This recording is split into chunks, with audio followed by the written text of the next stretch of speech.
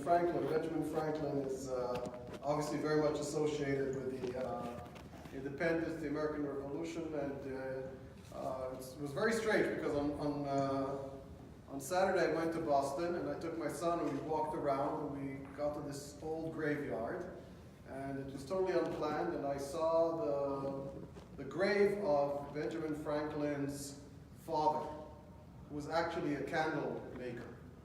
And Benjamin grew up, and of course during that period, whatever your father did, you continued the tradition. But Benjamin Franklin did not want to make candles, and at a certain point of time he tried to run away. He wanted to be a sailor. And they caught him on the boat, and they brought him back.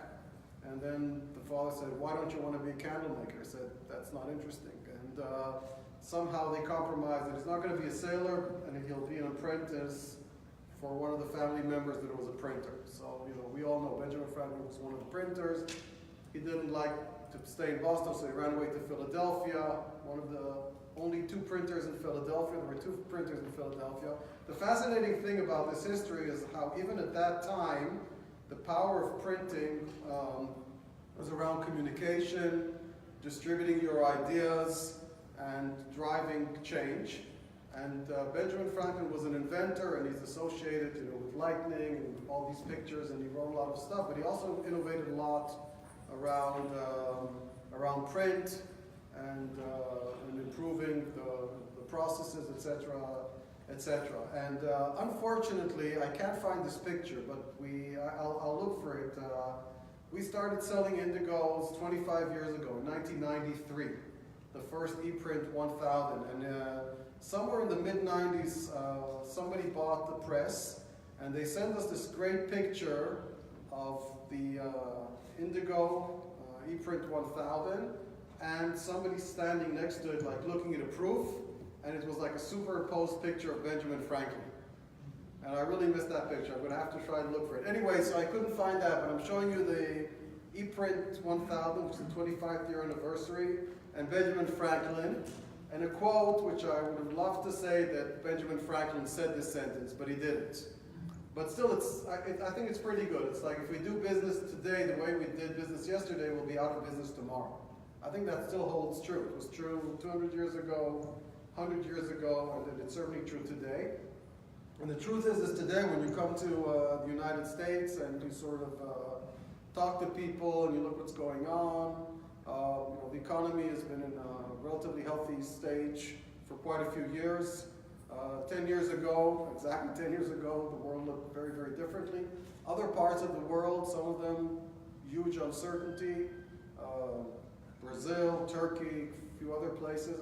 And the reality is there's a lot of uncertainty in this world. So you walk around, it's like nobody's exactly sure where things are going. But all in all, it seems like there's a lot of momentum in the economy. The printing industry is in a relatively healthy place, but still things are changing, and I think the uncertainty is there. The question we're all asking is less about the history and what happened 25 years ago and where is this world going. And one of the things, again, also talking to a lot of customers at Label Expo, it's very interesting. We spend a lot of our time talking about the Coca-Cola campaign and some of the big brands. But when you spend time in this country, you really see that the economy is driven by small and medium-sized businesses. That's the core of the economy. That's the core of employment and to a certain extent of innovation. And in today's world, I think most of our customers still are small and medium-sized businesses. We have obviously some big customers, but most of the printing industry is family businesses or smaller enterprises, not huge enterprises. And also with all the focus on the big brands, and I'll talk about this a little, a lot of the innovation is actually coming from the smaller guys out there. In the beer market, in the ice cream market, in the cosmetic market, in the organic food market, etc. And with all the fantastic growth of the social media world and the cloud and all these introductions from the big high-tech companies, there's something which is changing, I think, these days. The big brands that you talk to, the big consumer good companies, they're all very worried about what what Amazon is going to do to them, about competition. They're all looking to do something differently. They're all looking for an online presence. They're looking at supply chains. And the smaller brands are seeing an opportunity to innovate and to disrupt, especially within their local communities. And I'll talk a little bit about some of the things that I've seen there, but I think again, the headline for my talk was, around creating. And when I look at what's going on in the industry, and when again I spend time with customers, there's a lot of competition out there. There's competition between the printers. There's competition with other social media opportunities around marketing dollars. But at the end, I think the encouraging thing is to see the huge amount of creativity that's still happening in this industry. And again, an example that was very evident last week on the floor at Label Expo was around the craft beer market, because I met so many of our customers that have built a business around craft beers, around turnaround time, no inventory, endless design opportunities. And 10 years ago, if you would have told people, there's a large industry to be built around craft beers, and you would have looked at the market studies. At that time, there were 1,596 craft breweries in the States, and I'm sure a lot of consultants extrapolated that and said it'll probably grow 5%, 7% a year, faster than the average, and by 2017 there'll be, 2,500 or 3,000. The reality, this market has exploded. The best-selling beers, the big beers, are in a steep decline, and people are looking for differentiation. People are looking to buy from their communities, and this has driven great growth in employment, but also in opportunities for differentiation. And obviously that is a fantastic thing for the Indigo community, because it's hard for us to compete with glue-applied labels for a Heineken or a Bud. Now, we can do variable data campaigns, we can do Mosaic, but this is a new opportunity. And the good news is it's still a small part of the market, so it's growing very, very fast. But there's no reason that this market doesn't double in the next few years. And with it, the opportunity for digital printing, innovation, etc. The same is true for many, many, many other industries. And the question is, again, how can we as an industry, how can D-Scoop get this word out and tell the story so that not only the beer market, but many other markets start leveraging this technology and this capability. And this is, by the way, really something which is starting in the United States, like many things. The United States has scale, and for many years it was like, for us as well, easier to do business to some extent in Europe, because you have languages and you have different cultures, so the runs are shorter. And the US is like this big market, fewer players, very consolidated. Actually, when you look at the world today, the United States is moving very quickly to regional players and to a larger opportunity for me in digital printing. A great example of all of this is a customer I visited last week. Some of you have heard the story, but after being there, it sort of hit home very strongly for me. The company is called EPAC. It's a small startup still that's focusing on flexible packaging. Founded just a few years ago, bought their first Indigo maybe 18 months ago, and they're focusing on flexible packaging. They are the fastest growing Indigo customer in our history, and we've had some pretty fast growing customers like Shutterfly, District Photo, Simpress, and others. These guys have built a business model which is almost like the holy grail for the Indigo business model. So what they do is basically set up a relatively small operation focused in a specific geographic area. So they have operations today in Wisconsin, Chicago, Miami, Colorado, and they're expanding. And they're serving their local community. So they're not going after the Coca-Colas and the Nestle's of this world. They're going after the smaller brands, many of them just starting, that want to offer end products, flexible packaging, pouches, with very, very high quality, and they become part of the community, and they offer design capabilities, but they offer 10-day turnaround time, no inventory, perfect quality, and they're scaling amazingly fast. So they're enabling these craft beer, craft cookies, craft pet foods, anything really that you want.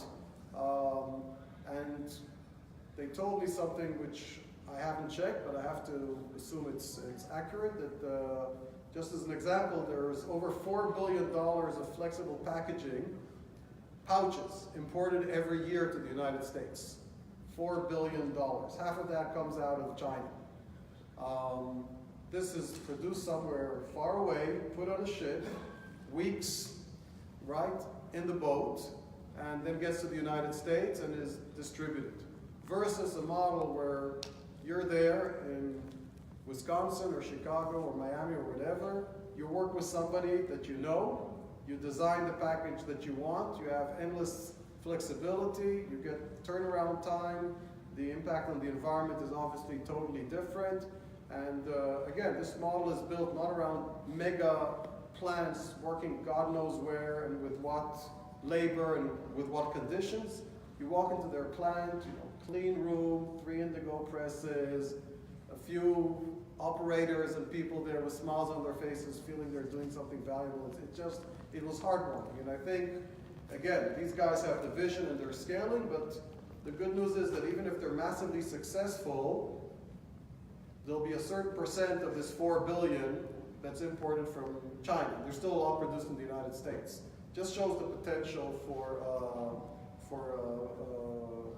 this segment, and it's true for many others. This, just to take a second, is sort of a strange map, but I think it's interesting because it takes the traditional map and it adjusts the size of the country, not to the geographic size, which is anyway distorted when you put a flat map, by the way, but to the size of the population. And the US is like the benchmark. So the US looks pretty much like it always looks, right? And when you see the US, you see the size of the populations in China, India, Indonesia, Brazil, which are very, very big economies. And the world today is global, and the big brands are global. And somehow we have to be able to execute globally with the big brands, but also work very well with the small local brands. I want to spend a little bit of time on this slide. For some of you, I know you've already seen it, but for us, it's not new in terms of the content, but it's really focused our thinking internally and I hope externally around where the industry is heading and what we need to do as vendors, partners in the industry, but also for me what D-Scoop is all about. Because any industry is competitive. That's a good thing. Competition is good. The printing industry is extremely competitive. It's really fragmented. It's not monopolized by 2 players, 3 players that make smartphones or 2 players that make airplanes. It's very, very spread out. Some areas like flexible packaging or labels are growing and healthier. Others like commercial printing are commoditized and tougher, but every industry will commoditize. Every industry at the end will reach a situation where there's overcapacity, people are working very hard, people are pricing at their costs plus. So the commercial printing, sometimes you really see people taking the cost of paper, which is unfortunately increasing all the time, adding a little bit of cost and selling it. And what we're trying to do, I think, as an industry is to enable our customers, the converters, the commercial printers, to get out of what we call the death zone or the commodity trap and to create a sustainable, profitable business which has to be built either on innovation, high-value creativity, or on automation, and ideally on the combination of both. And everything is relative because the print shops that 5 years ago were very proud of their automation. If they haven't invested, they're behind the curve. And the customers that 5 years ago hit upon a very profitable niche and they haven't done anything else, 5 other people have copied it. That's the nature of the game. So this is not a constant. All the time you have to be thinking, this is where I am today. I have a certain book of work that's profitable, but probably in 2 or 3 years, even if the economy is great, even if I don't have a recession, it's going to be less profitable. What do I do today? And this is really driving our strategy and our development dollars. And it's encouraging to walk around Label Expo and print and to talk to the D-Scoop community in the broadest sense, the partners, the customers themselves, and to see that basically people get this, at least intuitively. I think it's actually worthwhile as a business owner to stop once in a while and to actually map where your business is. If 90% of what you're doing is sort of commodity stuff, it's probably not that great. And to think 2 or 3, 5 years from now, how do I automate and how do I innovate? And the automation today, it's not even a cost issue, because the ability to find labor that's willing to work, even at minimum wage, 24 hours, sometimes 6 days a week or 7 days a week, it's very, very difficult. And a big part of the cost today are around labor and certainly around mistakes. And you can't afford mistakes, so you need to automate in a smart way. And the creativity is sort of a given, right? I mean, it's all around the combination of quality, substrates, software, innovative finishing, et cetera, et cetera. You know, you'll see a lot of that at our booth. I just, you know, I grabbed a few things here which I'd recommend that you take a look at. We have like this new book of specialty substrates that people are using, offered by, again, all these are D-Scoop partners, and the ability to print on pretty much anything with a broad range of inks, with fluorescent inks and UV inks and high definition and light black, et cetera, et cetera. And you know, this is true for pretty much anything you'll see on our booth. So we're taking this very seriously. When we talk today about our product roadmap and where we're investing our dollar, we really want to make sure that at the end of the day there's value for our customers. And I know that traditionally people are price focused, and people talk about the cost of the hardware, the cost of the click, etc. But if you're in the commercial printing business and you look at your aggregate costs for the next 5 years, the biggest chunk is probably going to be media, headcount, and people is going to be very, very high up there.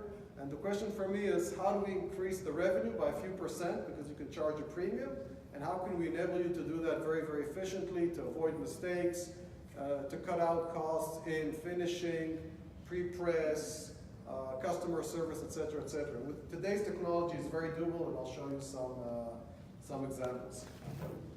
Last week at Label Expo, I showed this picture, which is a bit strange. It's in French, but it's like a surrealistic drawing that says, "This is not a pipe." And my point was to show our best-selling label press and to try to make the point that this is not a digital label press. So, of course, it's a press, and you put a reel on one side and another, you know, printed reel comes out from the other side, but I think it's beyond the press. And we should be thinking of solutions. We should be thinking of how we actually create the end product and how we create something which is, again, not a commodity. And the truth of the matter is that also here at Print 18, you walk around the floor, there are a lot of presses out there. You put in something, it comes out something else. And people talk about good enough quality. People talk about lower running costs and all these kind of things. And that's fair enough, but for me that very quickly leads the industry into this commodity zone. So of course we have to be competitive, of course we have to be all the time lowering our total cost of production, but for me that's not enough. There's no doubt that our move into the larger format a few years ago, while difficult in the beginning, has been the right move. We last week saw a huge interest in the 20,000 family, which is our web B2 29 30-inch format. And it's interesting how we went out to develop a press for flexible packaging, and customers today are using it for sleeves, in molds, commercial printing application, wallpaper, balloons, etc., etc. So the innovation happens with a combination of not only the press, but the materials, the workflow, et cetera. We're well over 800 installations at this point of time, very, very global, and it's really scaling fast. Still, I would say the vast majority of the Indigo presses out there are the Series 3, and more pages, labels, etc. are printed on the Series 3 than the Series 4. And at this trade show, we have both, and we continue to invest significant amounts in both platforms, but again, with the same rationale of the high value, high automation. And the ultimate goal is, of course, to enable our customers to continue to grow their business. And there's no doubt, if you look what happened over the last 10 years, and this is independent of the recessions and the economies and all of that, we started to see much faster growth. And actually, the last 4 or 5 years, this growth has accelerated dramatically. Part of it has to do, of course, with the Series 4. You can see it took a few years, 2013, 14, the growth was slower, and then things started really moving up. And I think the Print OS, which I'll talk about in a minute, and the whole impact of the cloud and the internet and technology has really accelerated the growth. This is obviously global, and the growth in countries like China and India is faster than the growth in North America, but obviously from a much, much smaller base. So the US is still by far our largest country. Canada, by the way, is in our top 10 worldwide. We tend to sort of talk about North America, but the Canadian economy is a huge one with massive opportunities. And again, the world today is global, and information moves very, very quickly. And when we're looking at the future, we look at this number, and we're very proud of the pages. I think more importantly, if you sort of look at the average revenue per click, and you extrapolate it, and the number is not, it's not a deterministic number, but we estimate that about 2% of the worldwide revenue in printing, commercial printing, packaging, labels, etc., about 2% today is printed on Indigo. Obviously, the number of pages or products is still less than 1%, right? 0.1, which is 2% of the revenue. But if you calculate the profit, which is very, very impossible, but we have some pretty good numbers from some of our customers, it's probably closer to 10%. And that's what we're looking at. We're looking at 2% of the revenue, but 10% of the profit. And honestly, if we look forward, we're not looking to get to 10 or 15 or 20% of the revenue. That makes no sense. We want to help our customers double their business over the next 4 or 5 years. That would get us to 4% of the revenue. That would enable our customers to grow significantly, but we want them to remain very, very profitable. So it's not around flooding the market, lowering prices, selling at any cost. It's around creating this value. I think if you see what's happened over the last few years, there's no reason in the world we can't continue this strong double-digit growth. And of course, it's an average. Commercial printing, still great growth, but not 40, 50%. Flexible packaging, 50, 60, 70%. It's just starting. So the opportunity is definitely various configurations, single engine, double engine, sheet fed, web, B2, B1, narrow web, etc. And all of them have a place, because while we try to leverage from one platform to the other, certain applications make sense to print on a 29-inch press, and some 13-inch more effective, makes more sense. So what are we showing new here at Print 18? I actually think quite a lot. There are various prizes given for innovation, etc.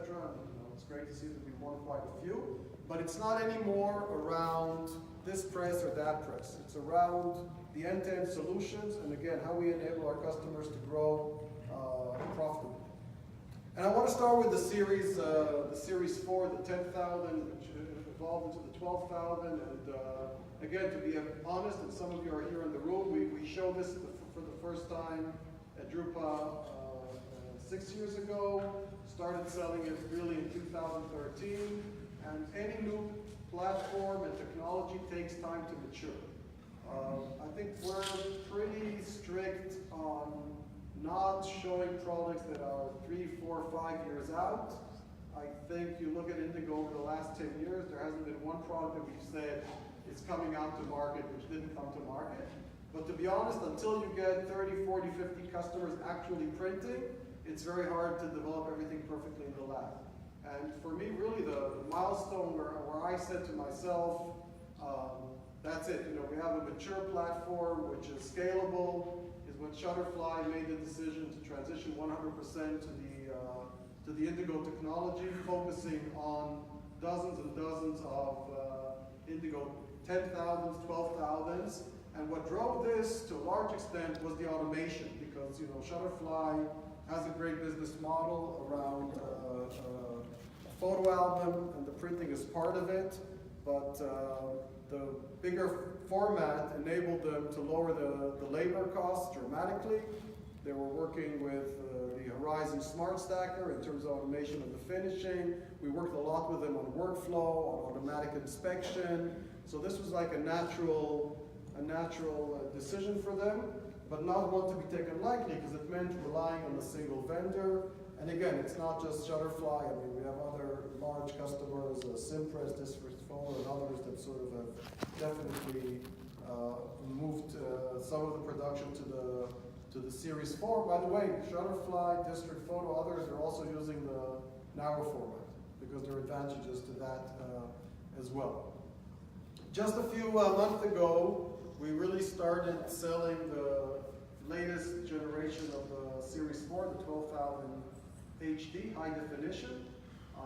So this has been in the works for a while. It enables us to significantly improve the quality, and was a pretty big breakthrough for us. And we tested it extensively, and just announced a few months ago a significant win with R. Donnelly, acquiring quite a few of these and installing them in the United States, and really ramping up, very, very fast and very, very, very nicely. And today we have dozens of these presses deployed around the world. And actually, today or formally tomorrow, we'll be announcing another significant deal with a U.S. customer that's purchasing a fleet of the HD presses. So congratulations to Chaim, to Eric, and our very valuable and important customer, SmartPress. You can go online and check out their capabilities. And for me, this is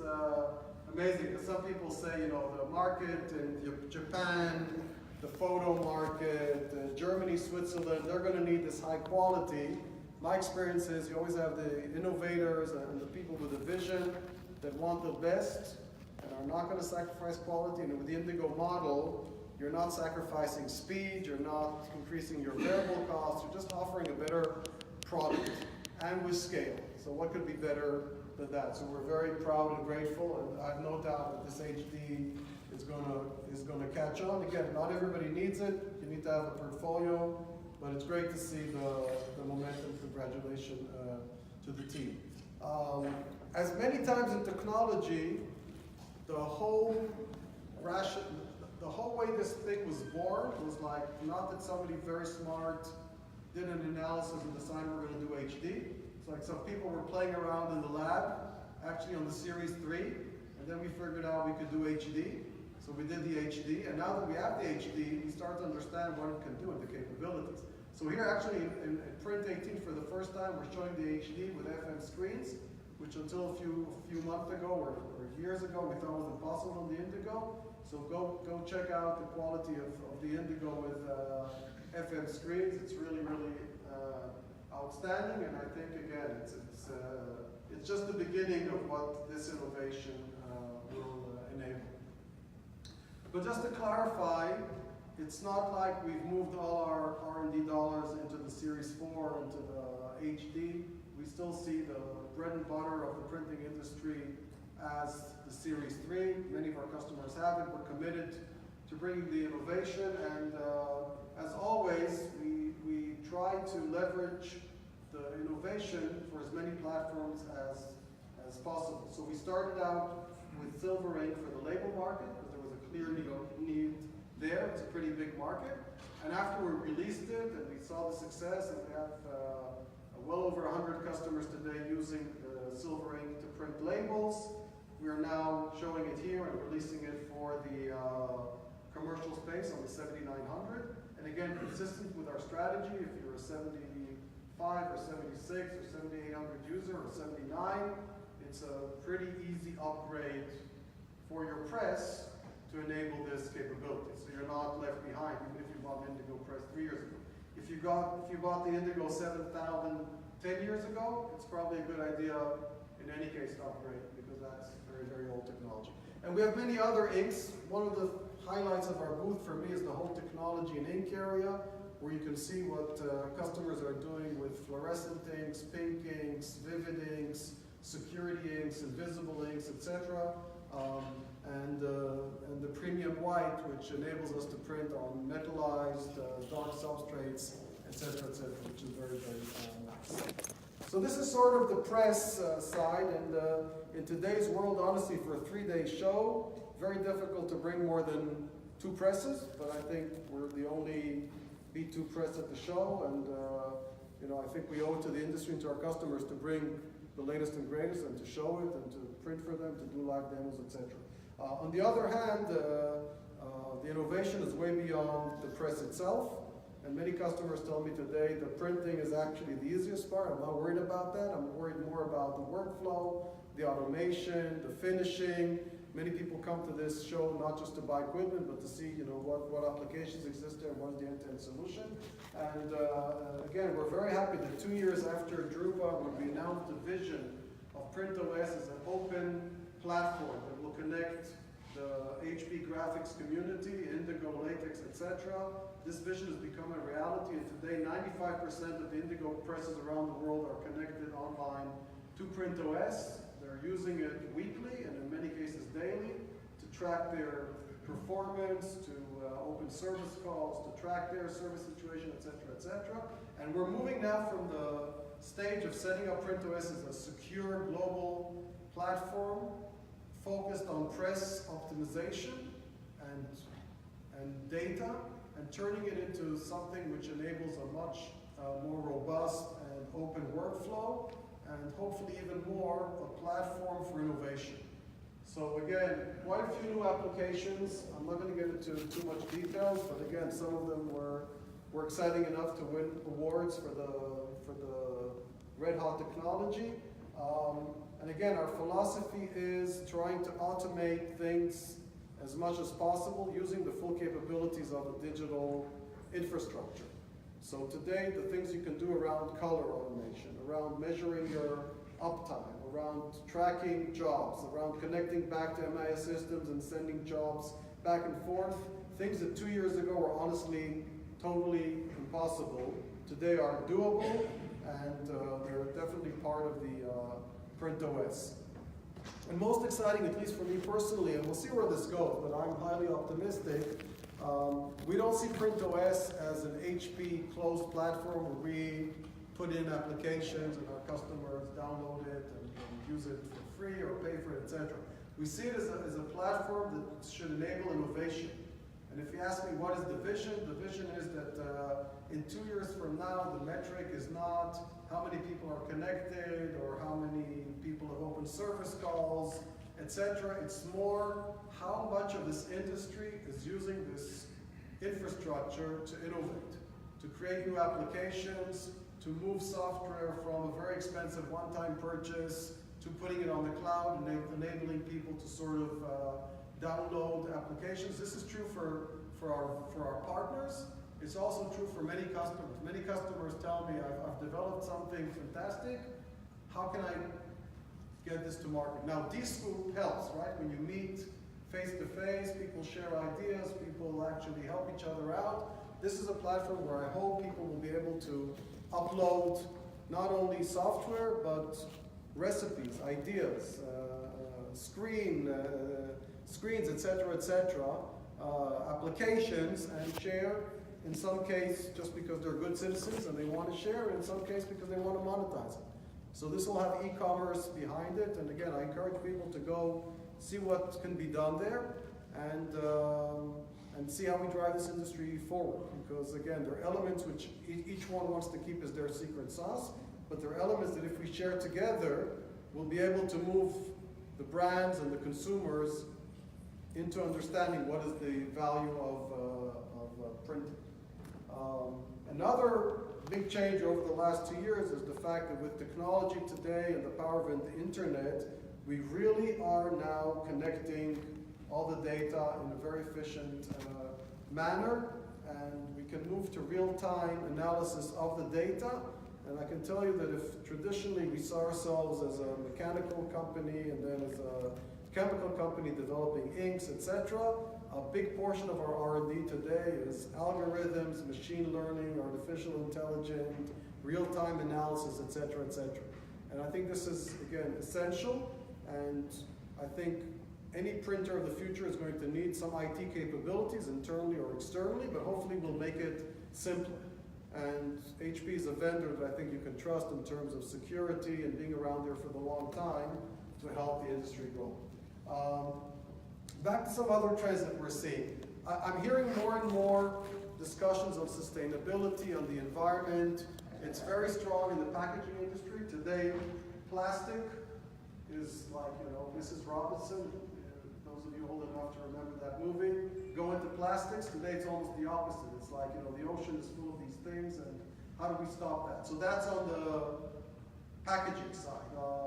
There's still massive opportunities to convert old industries into new technologies. We're seeing that with silver halide. Got some great samples here. We have customers around the world that are moving, first because there's a good business case around total cost of ownership of a new technology versus an old technology where the prices are just increasing, but also around the environment and the fact that it's a silver-free process. It's not an industry that's growing very fast, but it's still sizable and a very interesting one. And in parallel, and with all the great work that's being done for the small brands, there's still a massive part of the industry which is driven by these big multinational global brands. We talk a lot about Coca-Cola. I want to make it clear it's way beyond Coca-Cola. You have brands like Mondelez, which it's not a brand, it's a company that has many brands like the Tang and the Oreo, the Trident, and this is becoming more and more locally driven. We come from HP, it's a very big company, we have a marketing department, there are some controls around the brand integrity and the imaging, etc., but beyond that, the businesses and the geographies are very, very independent. And I really encourage our customers, again, through the D-Scoop network, to educate yourselves on these brand campaigns and to go to your customers and to say, yes, it's doable. And these campaigns are not done, by the way, usually by the huge multinational printers. They're done a lot by the local printers, usually with 2 or 3 indigos, because they can move faster, they can connect to the local marketing department, etc. Just recently, I think 2 or 3 weeks ago, we saw another great example of a pretty big band, Danone, that launched 2 campaigns in Europe, a combination of printing using the shelf space. You go there, you have to buy the Actimel, but combining it with social media. So this is for the Actimel, and almost in parallel, not necessarily connected, the water, mosaic-based campaign. And again, these things are happening, and they're great, and they're pretty much targeted at millennials. I mean, that's pretty much where everything is going there. It's very, very interesting. And again, at Print 18 for the first time, we're showing something which personally excites me a lot, which you could call the next generation mosaic. We call it collage. Mosaic did patterns, which is very, very nice, but it had limitations. With collage, we're able to do something a lot tougher, which is actually take images. In this case, you can see shells, little ships, balls, and then you create millions of images, each one different, so you can maintain and retain the brand consistency, but you can have endless variations. And last week it was great because we just released this for beta testing, and on the floor of Label Expo, literally 4 days ago, we met a customer, QTL from Atlanta, that said, I just ran my first live job. It's a little bit hard to see it, but this is for a popsicle. I don't know this brand, King of Pops. I understand this is sort of, it surrounds a colorful something, popsicle, right? So, yes. So what they did here, it's hard to see it, but they created this campaign before Halloween, and they created ghosts.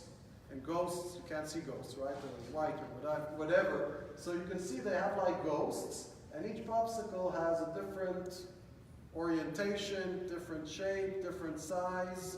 So you have, again, the first live collage job in the world done by QTL. And the good news is this morning he sent me this and he said he got the repeat order from the customer.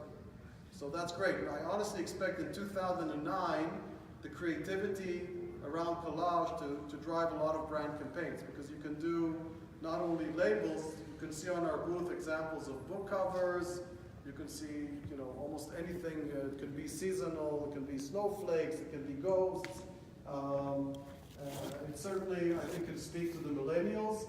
The software is the software. Now it's up to the design community and to the customers to innovate with it. And this brings me to Dscoop, and you know, I'm sure you'll hear a little bit more in a second from Jillian about Dscoop, but I think Dscoop has an increasingly important role in our industry. And as we scale, and as there's more innovation, my observation is that we have to find a way to help each other. I visit a lot of customers. Our customers are great, they're innovative, they're very busy. Most of them are relatively small organizations. And the key question is, how do I continue learning? Our customers, by the way, by definition, are curious, which is great, because if you're not curious, you can't stay in business too long. But the question is, how do you learn? How do you improve? How do you get out of this death zone? And we can help. I mean, we have PrintOS, and we have a place where you can search for knowledge, and we have online courses, and we have some things. But honestly, we are looking at Dscoop as a community which will drive a lot of the innovation, the growth, and the sharing in this industry. And part of it is through getting together in the annual conference or conferences like this or local events. And some of it has to be different. It has to be through an online platform, through communication, through sharing. And I think, again, the opportunity is immense, because at the end, we don't have 500 customers all doing the same and just competing on pricing. Everybody is innovating. Everybody's doing something different. Again, Dscoop is customers, partners, and of course, HP is the largest partner. And we're going to be relying more and more on Dscoop. I mean, there are things in the past that maybe we had to do because there was no awareness and we were just starting out, so we would have to get in and do it. Honestly, today, anything that Dscoop as a community can do, probably they can do better than we can. We can provide the technology, new features, we'll get out Silver Ink, we'll get out HD, and then we'll work with Dscoop to make sure that the word gets out. And I encourage you all in this room to really see the Dscoop platform as enabler for growth, to take the time to look at the capabilities, to see how you can position yourself, but also how you can learn from others. Because in this world, it's all about knowledge. And technology is important, but it's really all about knowledge and how we grow. And again, for me, I look at the numbers. It's like with all the growth and the success, the Indigo customers are printing 2% of the revenue, and there's no reason not to get to 4%. But it's going to happen a lot quicker if we all work together and collaborate. So again, I think a big opportunity. I hope the economy stays strong. I know eventually things will slow down. That's sort of the nature of the beast. And I continue to believe that those that got into the Indigo business 10 years ago, which was a horrible time because it was the middle of recession, think exactly 2008. Right? Lehman Brothers, housing market, massive unemployment. Looking back, that drove positive change for our customers. It drove innovation because people had no choice. Today it's a bit, things are quite good. Do I really need to change and invest?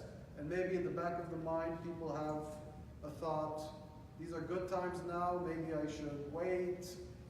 What happens when things get bad? I will tell you there's no better time than now, when the technology is out there, the opportunities are massive, and you can really plant the seeds now and then reap the benefits for the future. And I hope we can continue to lead and to release to the market a lot of new technology. And I'm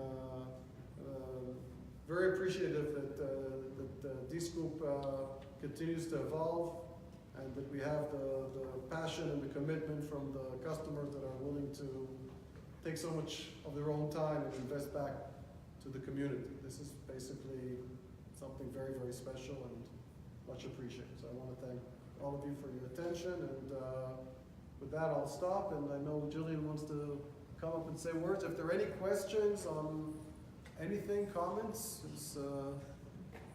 we're in an intimate, small forum, and this is being live streamed on Facebook, right? So yes. Anything you ask is now public knowledge. Okay, so after Jillian, we'll go to the second half of the activity, which is wine, and maybe then you'll be a little bit more open with your questions. So thank you very much.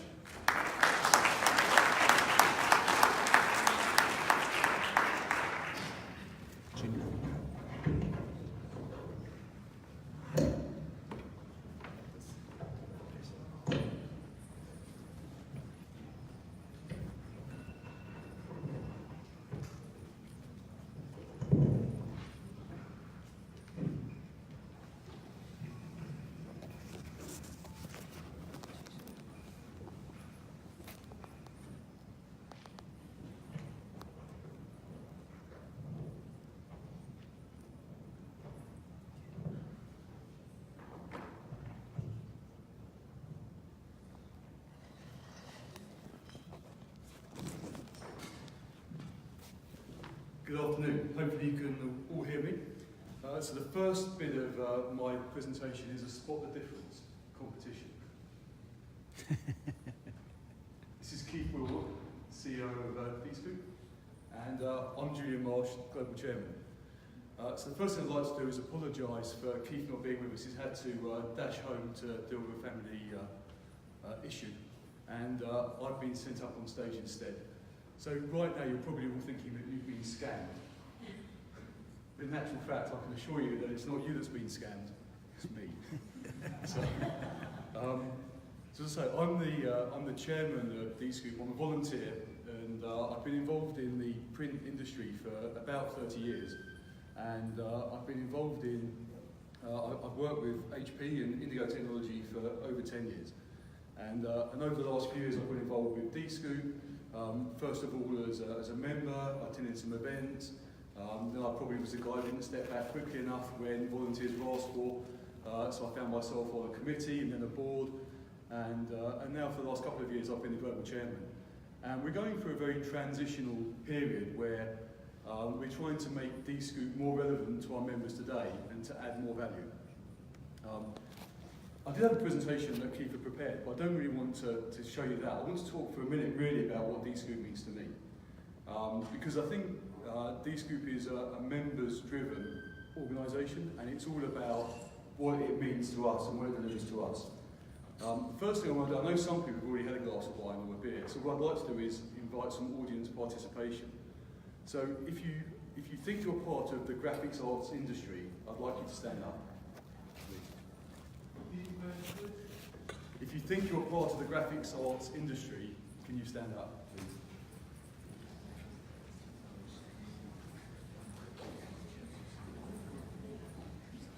So if anyone's left sitting down, you're in the wrong place. You should be. Sorry, please stay standing up. It's all good exercise. If you're a DScoop member, you can now sit down.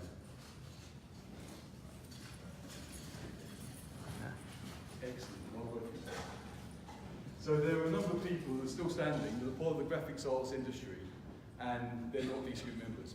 And that's one of the things that we want to address, because DScoop is not just about being an HP technology owner. So you can sit down, yeah, you can sit down. it's not just about being an HP technology owner, being a PSP or being a partner. It's a community, and it's our community. It's a graphic arts community.